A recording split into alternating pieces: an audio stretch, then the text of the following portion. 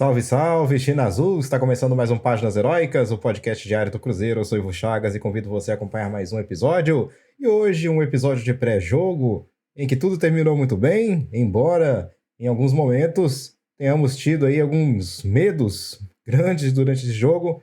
Mas o Cruzeiro venceu o Botafogo por 3-2 no Mineirão, nessa tarde e noite especial, porque o Cruzeiro consegue começar o Campeonato Brasileiro com 3 pontos e o pé direito. Pessoal, importantíssima essa vitória, até para espantar muitos receios que nós ainda temos, né? Eu continuo a ter, acredito que vocês que estão aí também continuam a ter esses medos, esses receios, essas desconfianças com o técnico, com o próprio elenco, enfim. Vamos falar aqui sobre o que foi esse jogo, num jogo pegado, num jogo difícil, complicado para o Cruzeiro, mas que, repetindo, a gente conseguiu sair com a vitória por 3-2 contra o Botafogo. Né, o Cruzeiro que veio a campo com o goleiro Anderson substituindo o Rafael, lateral direito William, um dos melhores em campo, Neres e Zé Ivaldo, os dois zagueiros, Marlon pela esquerda, Ramiro, Lucas Romero e Lucas Silva, os três volantes aí, jogadores mais de meio campo, né?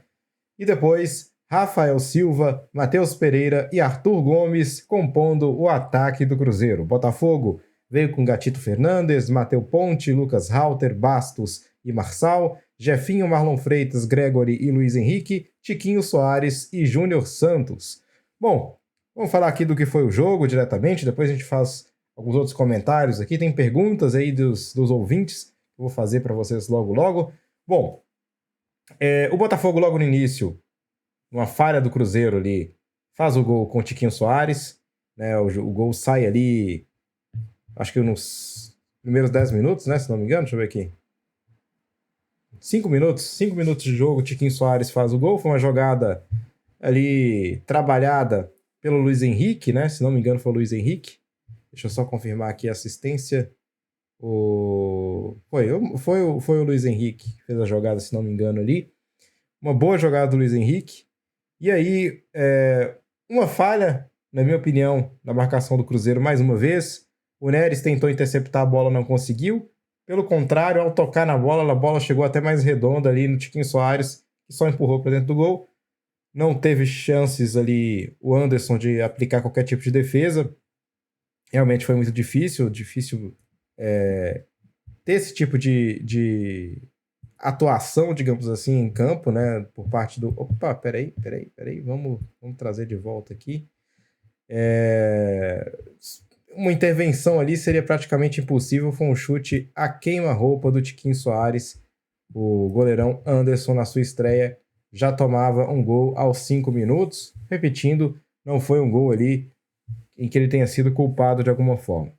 Depois, o Cruzeiro até que tentou fazer uma pressão ali logo depois contra o Botafogo, né? Tendo algumas chances interessantes, mas aí, depois de tanto martelar, numa jogada que começa ali com o Arthur Gomes, ele tenta 2 vezes, antes de a bola sobrar para o Lucas Silva, que lembrando aquele antigo Lucas Silva, né? Com chute potente, com chute forte, com chute perigoso, ele dá um tirambaço, se não me engano foi com a perna esquerda, meteu um tirambaço no cantinho ali do gol, sem chance nenhuma de defesa para o Gatito Fernandes, um tirambaço, uma bomba do Lucas Silva, fazendo aí o gol de empate 1-1.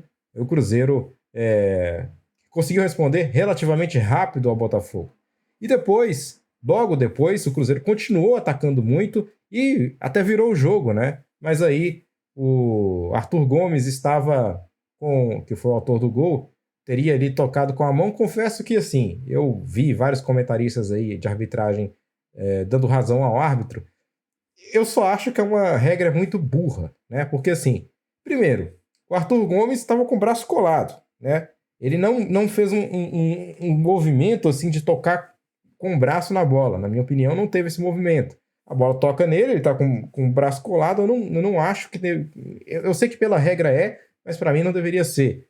E eu acho que muito mais o defensor ali do Botafogo, que eu não lembro quem era, se era o... Acho que era o Marlon Freitas até, né? Se não me engano, era o Marlon Freitas. O Marlon, ele antes toca na bola com a mão. E para mim foi um toque muito mais assintoso, muito mais visível do que o toque depois do Arthur.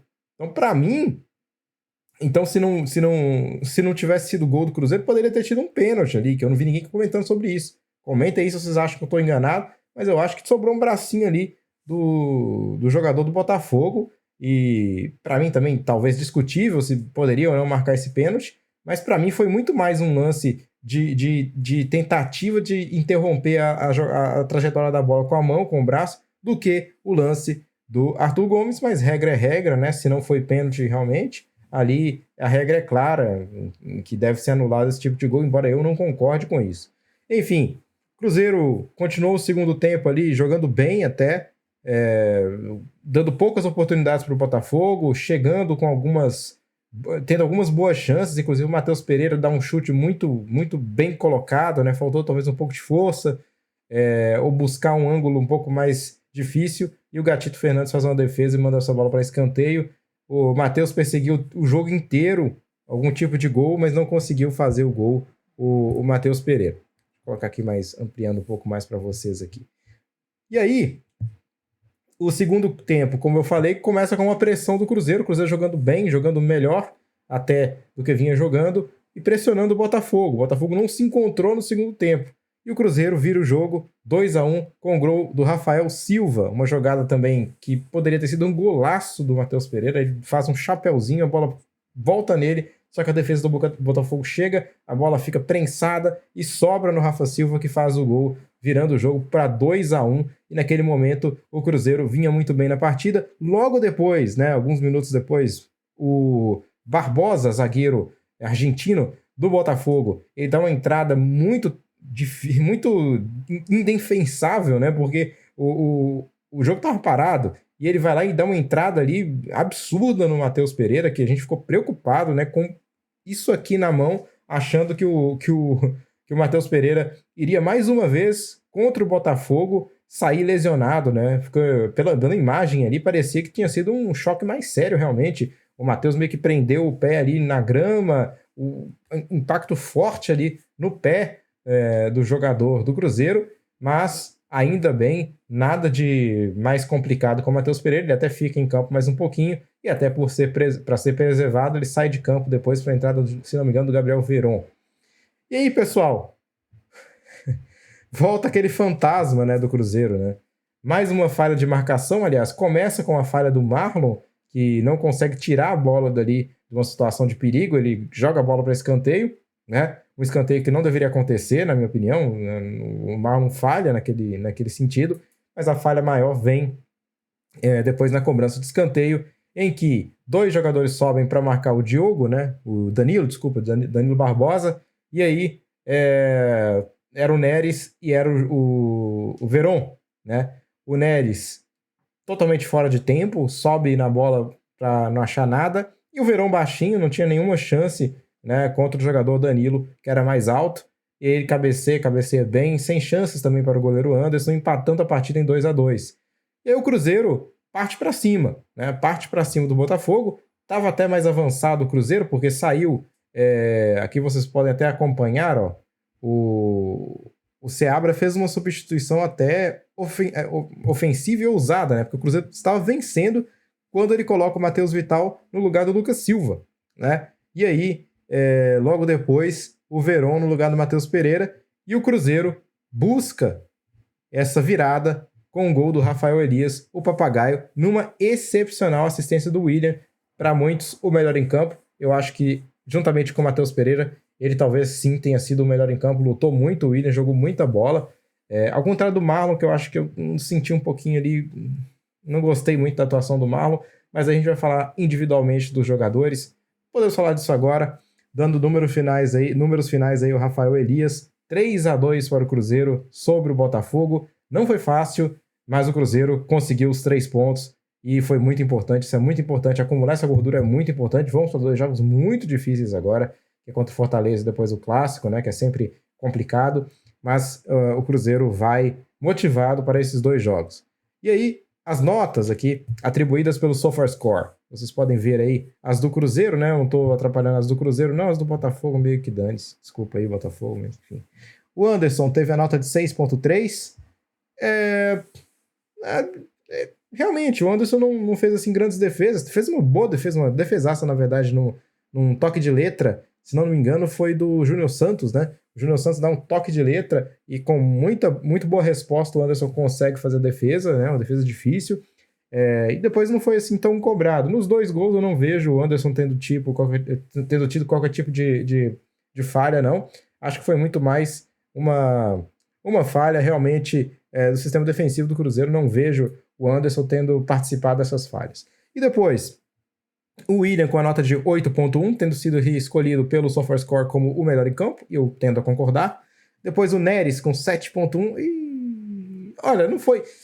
Cara, assim, eu acho que o Neres teve lances interessantes durante o jogo, teve uma entrada que ele deu ali num carrinho que realmente impediu que o Botafogo conseguisse chegar na área do Cruzeiro com muito perigo. Mas teve falhas, aquele gol, o segundo gol para mim foi falha do Neres, né? Falha do Marlon, do Neres. Gabriel Veron acho que não, ele só não deveria estar ali, ele só não deveria ser o cara que tá marcando, não foi uma falha dele. Mas 7.1 pro Neres, talvez seja implicância minha, mas eu não colocaria isso tudo, não. Zé Ivaldo não foi bem realmente. O Zé Ivaldo tem que parar com essa questão, gente, com essa mania de amarelo, né? Ele tomou um amarelo burro, besta. E aí, sei lá, o Zé Ivaldo às vezes não se ajuda também, né? Larcamon tava implicando com ele por causa de cartão. Agora o Seabra também vai implicar, porque, pô, o cara não aprende. Complicado, Zé Ivaldo, complicado. A gente defende o Zé Ivaldo, mas às vezes é difícil, viu? O Marlon, como eu disse, 6.8, realmente não fez um bom jogo, na minha opinião. Tem deixado a desejar já há algum tempo o Marlon.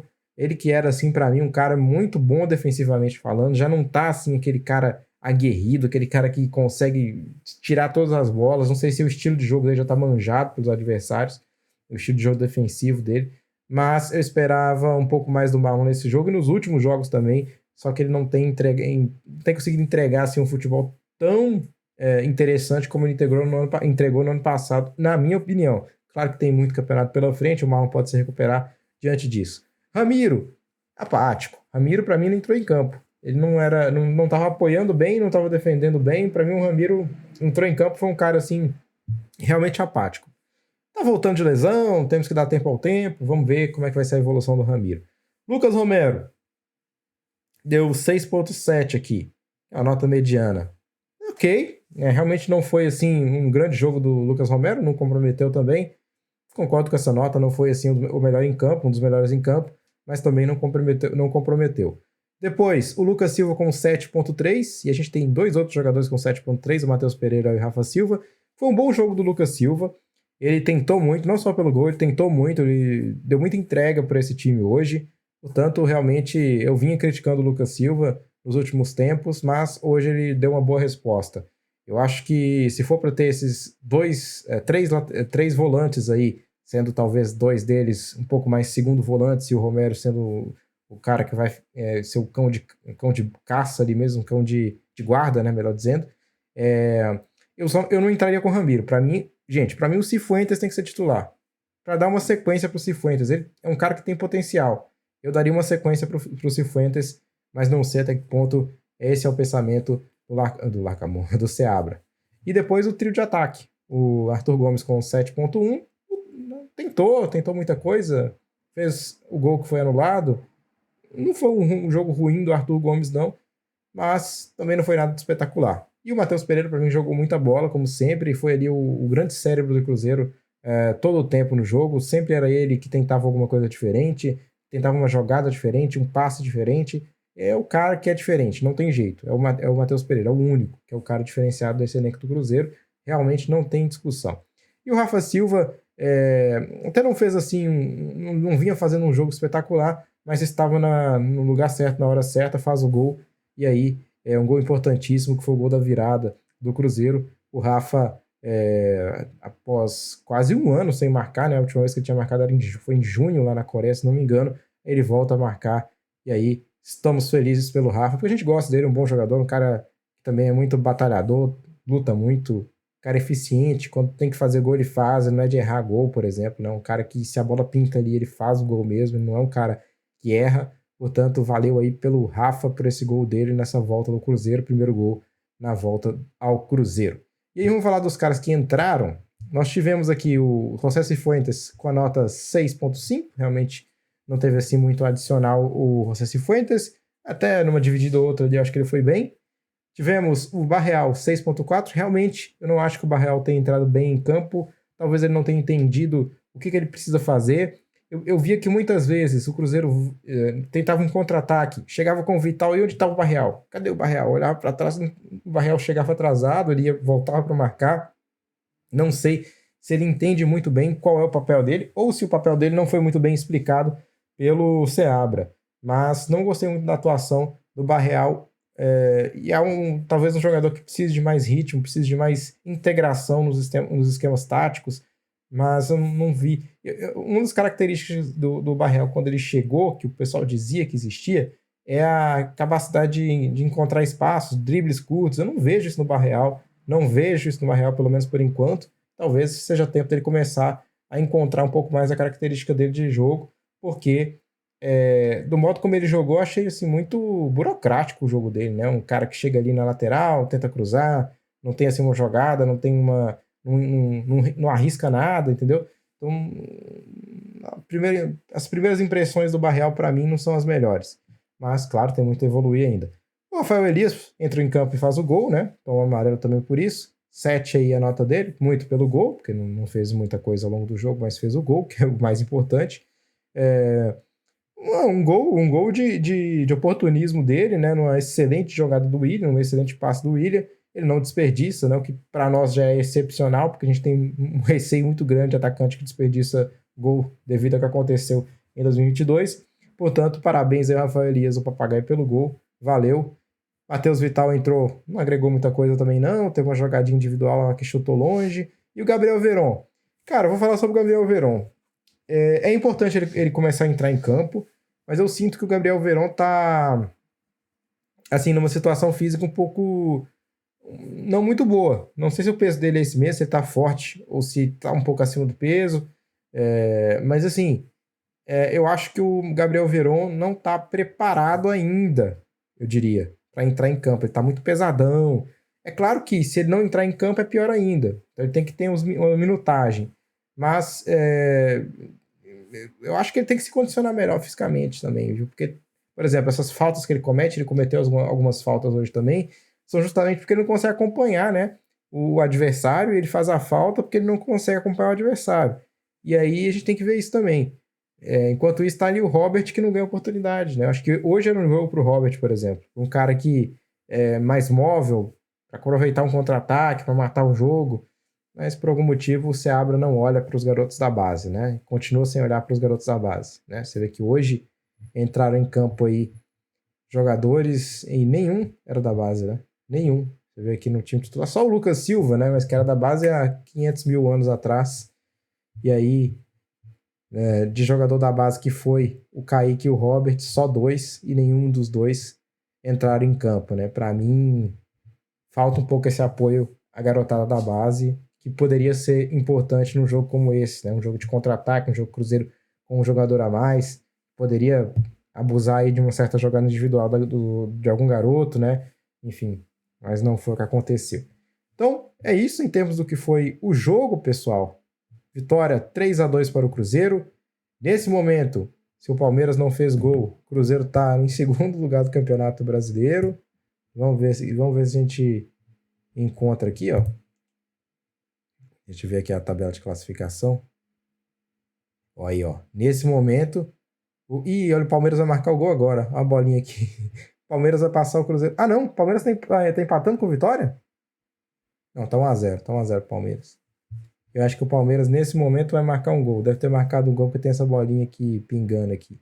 Então o Palmeiras deve passar o Cruzeiro. Claro, primeira rodada apenas, né, gente? Mas o Cruzeiro vai ficar ali no G4 na primeira rodada do campeonato, o que é algo simbólico, mas vamos tentar manter ali, né? Pelo menos ali no G8, a gente beliscar uma Libertadores, uma pré-Libertadores ali seria oficialmente o G6, mas a gente sabe que se um time brasileiro chegar e vencer, Copa do Brasil, enfim, tudo faz com que acabe surgindo mais vagas ali para pré-Libertadores. E para mim tem que ser o objetivo do Cruzeiro. Eu vi o pessoal comentando, o objetivo é não cair. Eu tava falando ontem disso, que o Cruzeiro tem um time que no papel é pra cair. Mas eu, como cruzeirense, meus amigos, eu não tenho como ver um Cruzeiro jogar, ver um Cruzeiro iniciar um Campeonato Brasileiro e pensar que a gente tem que brigar para não cair, e pensar que a gente tem que fazer 42 pontos. Eu não consigo conceber isso. Eu não sei vocês. Daqui a 10 rodadas, você pode virar para mim e falar: e aí, Ivo, você acha que tem. Se daqui a 10 rodadas a coisa degringolar, eu vou concordar que a gente tem que buscar 42 pontos. Mas quando inicia um Campeonato Brasileiro, eu, como cruzeirense, eu não sou acostumado a brigar para não cair. E mesmo que o time seja ruim, eu não vou admitir que o Cruzeiro tenha como objetivo brigar para não cair. Não dá. Isso não pode ser o objetivo do Cruzeiro jamais. Né? E se daqui a 10 rodadas o Cruzeiro estiver nessa situação, a pressão tem que ser jogada para cima do seu Ronaldo, para cima do seu Paulo André, para cima do seu Pedro Martins. E não simplesmente se acomodar enquanto torcida e achar que vamos contar ponto para a gente chegar com 42 pontos no final da temporada. Para mim, isso não pode existir de jeito nenhum no Cruzeiro. O Cruzeiro é gigante e o Cruzeiro tem que estar em todo o Campeonato Brasileiro, se não brigando para título, brigando pelas posições cimeiras ali da tabela, em qualquer circunstância, porque nós somos Cruzeiro e nós somos gigantes. Então, para comer de conversa, é isso. Depois a gente vai ver. Se daqui às 8 rodadas, 10 rodadas, tiver uma situação complicada, aí a nossa reação enquanto torcida é outra. Mas admitir desde o início que a gente vai brigar para não cair, aí não, desculpa. Eu respeito quem tá com esse medo, mas eu, enquanto cruzeirense, não admito que o Cruzeiro entre no Campeonato Brasileiro brigando para não cair. Isso não existe. Para mim não existe. Enfim, pessoal, vamos lá para as perguntas, que já tá dando aqui mais de 20 minutos, quase 22 minutos de podcast aqui. Deixa eu ver a pergunta aqui que o nosso Samuel de Itaúna mandou. Ele perguntou quais foram os pontos negativos e os pontos positivos no jogo de hoje. Eu até brinquei com o Samuel. Falei: ô Samuel, não vi muito ponto positivo não, mas é brincadeira, a gente realmente tinha ponto positivo. Começar pelos pontos negativos, né? A desatenção do Cruzeiro, gente. A desatenção do Cruzeiro é uma coisa que chama muito a atenção, né? Porque o Cruzeiro toma 2 gols de puríssima desatenção. As falhas do Cruzeiro defensivas naqueles 2 gols foram de puríssima desatenção. Tanto no primeiro gol, que dispara lá o jogador Luiz Henrique, e aí ninguém consegue marcá-lo. Depois o Neres pula do nada, em lugar nenhum, e a bola sobe no Tiquinho Soares. Ali foi uma grande desatenção do Cruzeiro. Depois, no gol de escanteio, pior ainda, em que ninguém marcou o zagueiro que estava ali no segundo poste, pronto para fazer o gol. Desatenção. Para mim, o maior problema do Cruzeiro é a desatenção. Agora, ponto positivo. Individualmente falando, acho que o Matheus Pereira foi muito bem, acho que o William foi muito bem, já citamos isso. E eu acho que o fator raça que o time deu em campo, entrega que o time deu em campo, reação que o Cruzeiro teve, acho que foi importantíssimo. Isso deu, para mim, uma sensação de que o Cruzeiro, nesse jogo contra o Botafogo, não queria perder, não queria empatar, queria ganhar. Então buscou a vitória até o fim. Isso é um fato. Cruzeiro, aliás, desde que tomou o gol, o Cruzeiro só buscou a vitória. Empatou e buscou a vitória. Tanto que o próprio Seabra, eu vou elogiá-lo, tenho criticado o Seabra, tenho criticado a escolha do Seabra mais ainda, mas eu vou elogiá-lo porque num dado momento do jogo, ao invés de fazer como o Larcamon fez, colocando um terceiro zagueiro, depois ele colocou lá no final, mas colocar um terceiro zagueiro, fazer alguma bobageira, ele colocou o Vital no lugar do Lucas Silva. Né? Então ele foi ousado, tava com um a menos, tá certo, tá com um a menos, pô, vai pra cima, porque você pode tomar um gol, e tomamos, né? E tomamos. Portanto, se defender com um a menos, pra mim não faz sentido nenhum. Um a menos é ir pra cima. E o time do Cruzeiro foi pra cima, e o Seabra nisso foi muito bem. Portanto, eu acho que houve mais aspectos positivos que negativos, mas ainda tem muita coisa para ser trabalhada, muita coisa para evoluir no time do Cruzeiro, muita coisa, sobretudo em relação às escolhas de quem está sendo titular. Eu continuo achando que o Neres não deve ser titular para mim. O Zé Ivaldo também, pelo amor de Deus, para com esse negócio de amarelo, Zé Ivaldo, porque senão a coisa vai ficar azeda para você. Mas, de uma maneira geral, foi bem o Cruzeiro. O Ramiro, não acho que ele tem... Eu colocaria o Cifuentes uma chance para ser titular no jogo do Brasileirão. O Ramiro acho que não, ainda não tá bem fisicamente, assim. E Um fato negativo que eu vou apontar aqui agora também é o que eu já falei, a falta de utilização dos jogadores da base. Então vamos dar uma chance para os jogadores da base, gente. Vamos dar uma chance aí pro João Pedro que vai voltar, vamos dar uma chance pro Robert, vamos dar uma chance pro Vitinho, vamos dar uma chance para eles, o Japa quando voltar. Vamos dar uma chance para esses caras mostrarem alguma coisa diferente, porque às vezes o jogador que tá aí já nesse elenco tem preguiça de mostrar coisas. Não foi o que aconteceu hoje, tá? Deixando bem claro, acho que hoje o pessoal jogou com bastante ímpeto, bastante vontade, bastante garra. Mas eu acho que falta, sim, um pouco mais de consideração com o pessoal da base. Deixa eu ver se mais alguém fez a pergunta aqui. Eu acho que foi só essa do Samuel mesmo. É isso. Tá bom. Samuel, muito obrigado mesmo por essa pergunta aí. Grande abraço.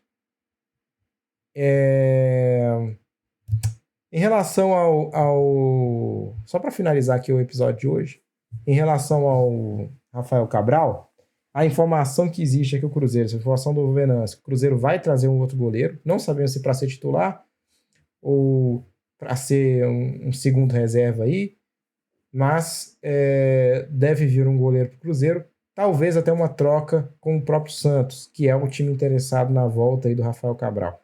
Não sabemos ainda como se dará esse negócio, se vai haver ou não essa troca. O goleiro do Santos lá, que eu esqueci o nome, ele não tá tão bem com a torcida também. Então poderia ser uma mudança de ares aí para ambos, né? Poderia ser algo positivo para ambos. Deixa eu até buscar o nome do goleiro do Santos aqui, gente. O Paulo. Peraí. João Paulo. O João Paulo, poderia haver essa troca com o João Paulo, mas eu acho até que não vai ser por aí. Talvez o Cruzeiro vai buscar um goleiro. Então, para buscar um goleiro agora, teria que ser no futebol nacional ou teria que ser no futebol aí de jogadores que estão sem trabalho nesse momento, né? Eu até vou trazer isso na segunda-feira para vocês. Eu falei que ia trazer hoje, mas o tempo já está escasso aqui, porque a gente falou muito do jogo, tem que ser mesmo, né? Que é um episódio pós-jogo aqui do Cruzeiro. Então, eu vou falar mais para vocês no nosso episódio de segunda-feira da manhã em relação a essa questão do goleiro. Se a gente já tiver alguma informação a mais, eu falo dessa informação do goleiro, mas eu vou trazer alguns nomes que poderiam ser interessantes para o Cruzeiro, caso o Cruzeiro opte por trazer mais um jogador. Tá bom, pessoal? Então é isso. Se inscrevam no nosso canal do YouTube. Já tá indo muito bem lá. Sempre no final do vídeo eu engasgo. Ó, o canal do YouTube tá bastante bom, gente. Teve ali um vídeo que bateu recorde já. Foi o vídeo do pré-jogo. Bateu quase 300 pessoas assistindo. Pra mim é muita coisa mesmo. Então, assim, agradeço demais ao pessoal. Se você tá vendo pela primeira vez esse vídeo aqui, então se inscreva no nosso canal do YouTube. Isso ajuda demais a fazer com que a gente continue a crescer. E o nosso objetivo é criar lives, é criar conteúdos aqui com a presença de outros cruzeirenses, para a gente ficar cada vez mais dinâmico nesse projeto, nesse trabalho do Páginas Heróicas, tanto no YouTube quanto no Spotify, diariamente para você, tá bom, pessoal? Grande abraço para vocês todos e olha, até amanhã. Tchau, tchau.